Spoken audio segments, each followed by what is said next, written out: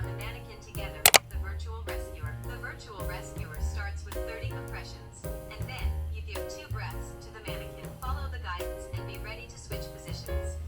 You'll receive feedback during your assessment to improve your performance. Remember to count out loud when giving compressions. 1, 2, 3, 4, 5, 6, 7, 8, 9, 10, 11, 12, 13, 14, 15, 16, 17, 18, 19, 20. Start to give breaths. Switch positions. Good switch. Great.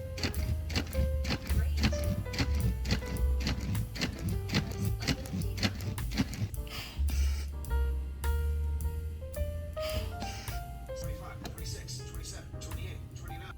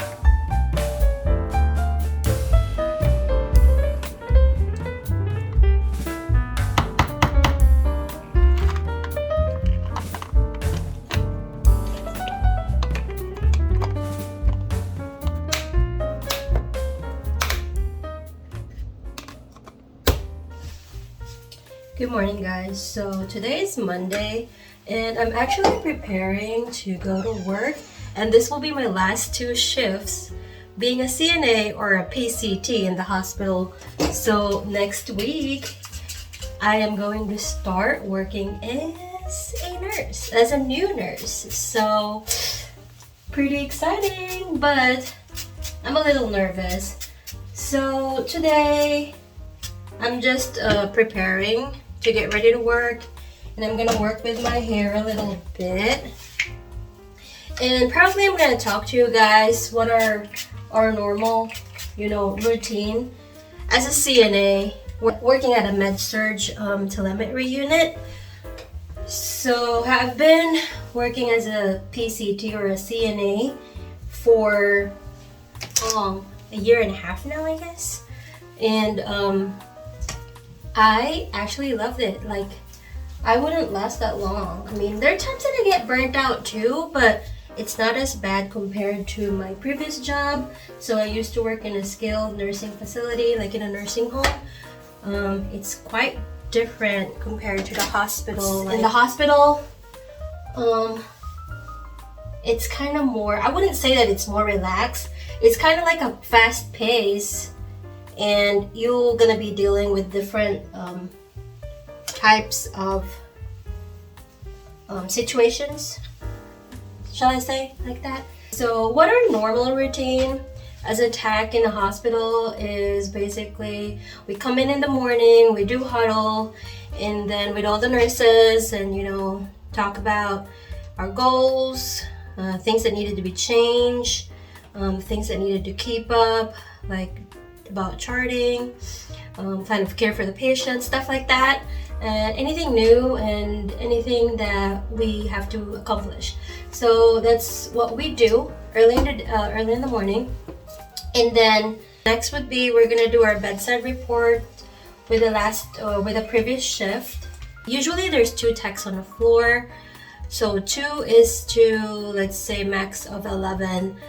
There are times there are going to be 3 techs, especially when it's a full house, but most of the time there's only 2 techs. And so we do reports, and after that, once we talk about our patients, we're gonna check the blood sugars first before before breakfast arrive.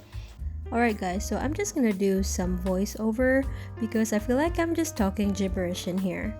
So what I'm saying, the first thing that we will do as soon as we arrive on our shift, we're gonna do our morning huddle with the team, and then we're gonna talk about our patients together with the night shift and do a bedside report.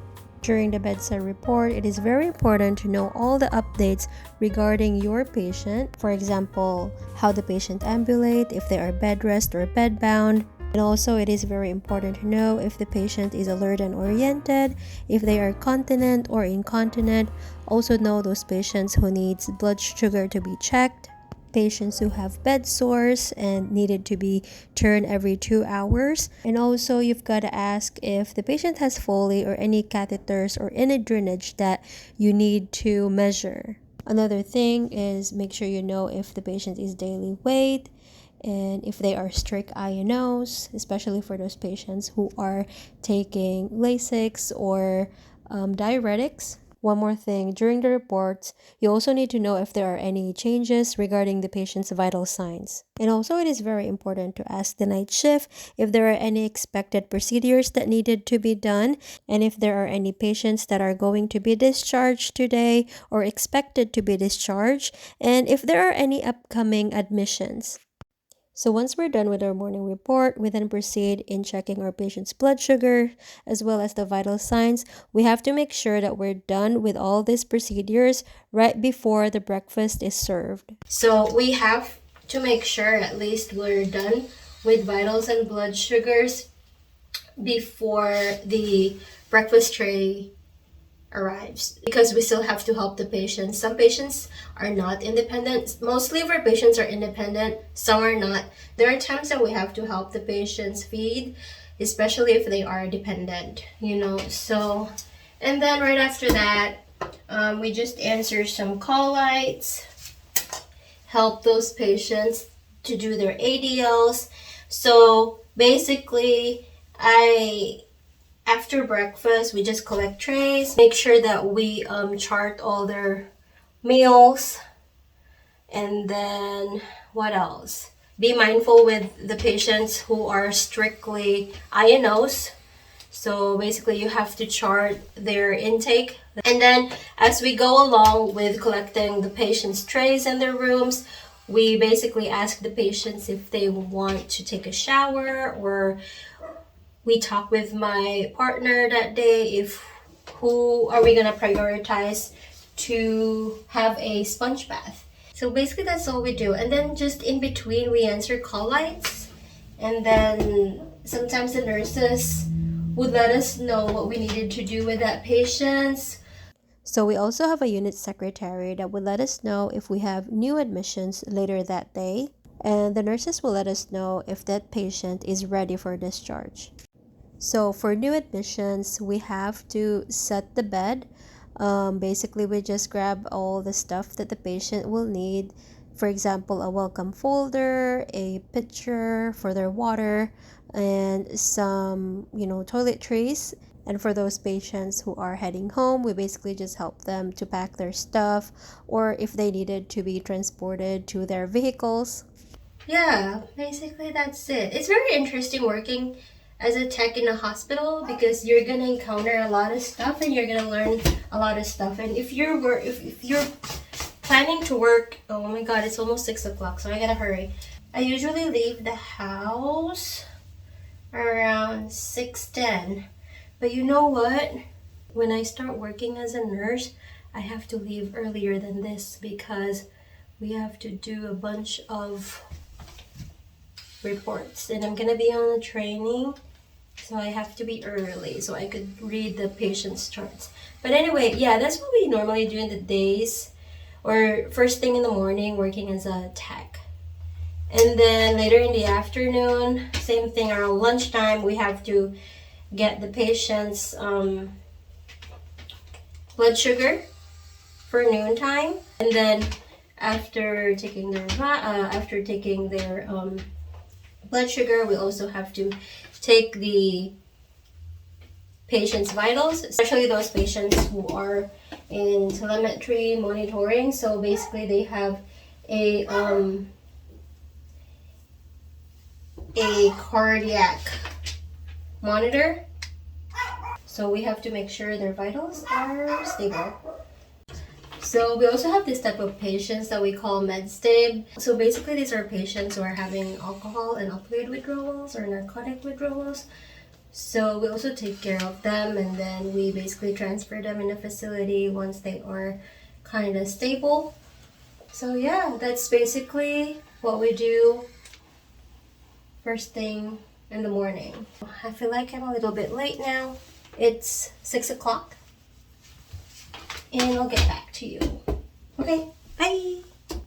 Anyways, it's already 6:06 and I'm getting ready to leave. I feel like ooh, there's a rainbow! There's a rainbow!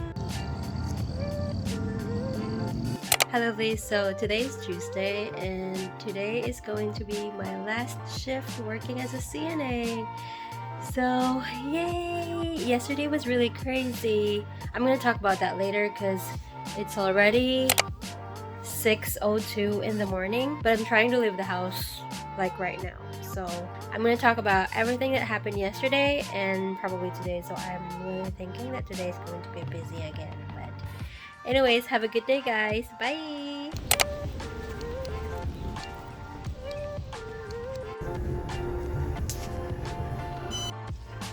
Oh my god. So my shift has ended. What a day. Oh my god guys, today's shift was crazy. I'm actually getting ready to go home. It's 7:20 in the evening right now. And I'm trying to make it home before it rains again. So tomorrow I'm finally off. Today's my last day shift being a PCT. So next week I'm gonna be working as a nurse. It's gonna be my orientation, so I'm excited for that. Yeah, today's non-stop. Like we started with 16 and then we got some people discharged, and then we receive again another admissions. We have we got 3 patients from the surgery. We got 1 patient that was sent to the ICU. Like 30 minutes before 7 o'clock, it just got crazy. I don't know why it always happened like that, but yeah. That's the time when we sent a patient to the ICU, and 1 patient just decided to like not move or something. Like we thought she's gonna fall, but she isn't. Like she's sundowning, something like that. So yeah, I'm just happy I'm done. I gave a lot of baths today. Also, it was just like a lot of our patients were, mostly of them are like a 2 assist, and some of them just, purely independent. But most of those heavy maxed assist patients are the one that needed a lot of stuff. Basically going to the bathroom and stuff like that. All I want to do right now is go home and take a shower. So see you guys tomorrow. Good night. Hello, good morning. I'm actually here outside.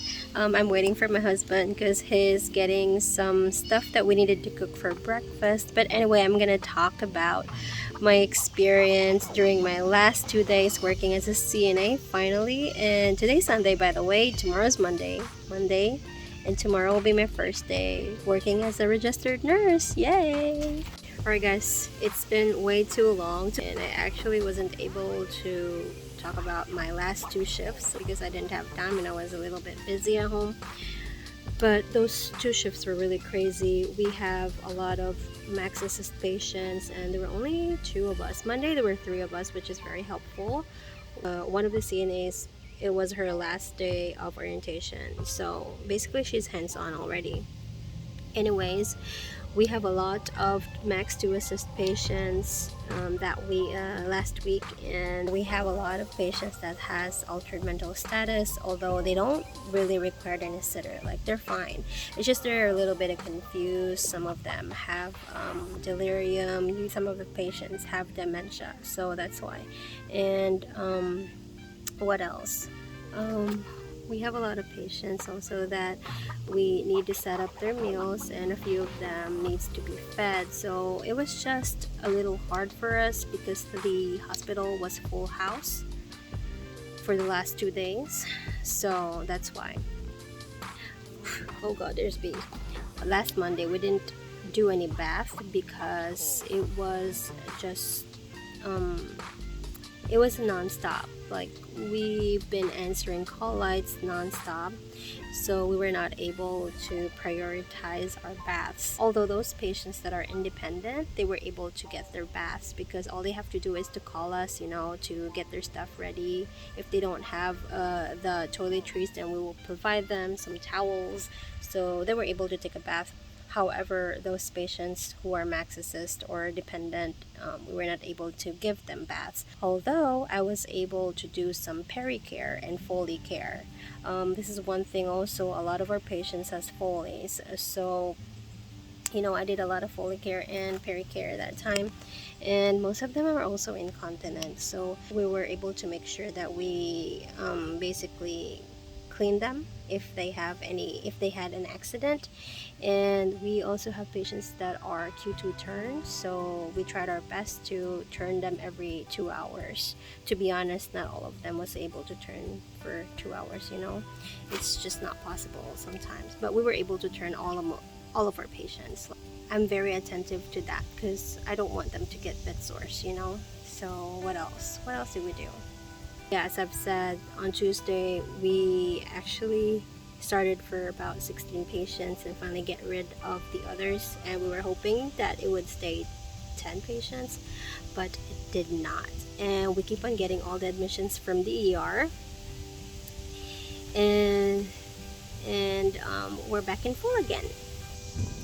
In between there was a little bit of downtime, so that's why I was able to do some baths. The only problem was, there were so many nurses on Tuesday, so that's why we were able to do a lot of things, because the nurses that are working in the hospital are very helpful, that's what I love where I'm working at. My husband's here.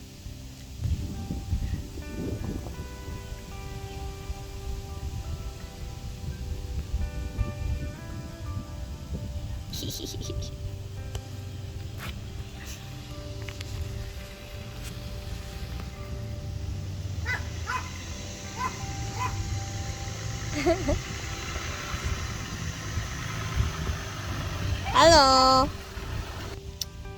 So I'll get back to you later.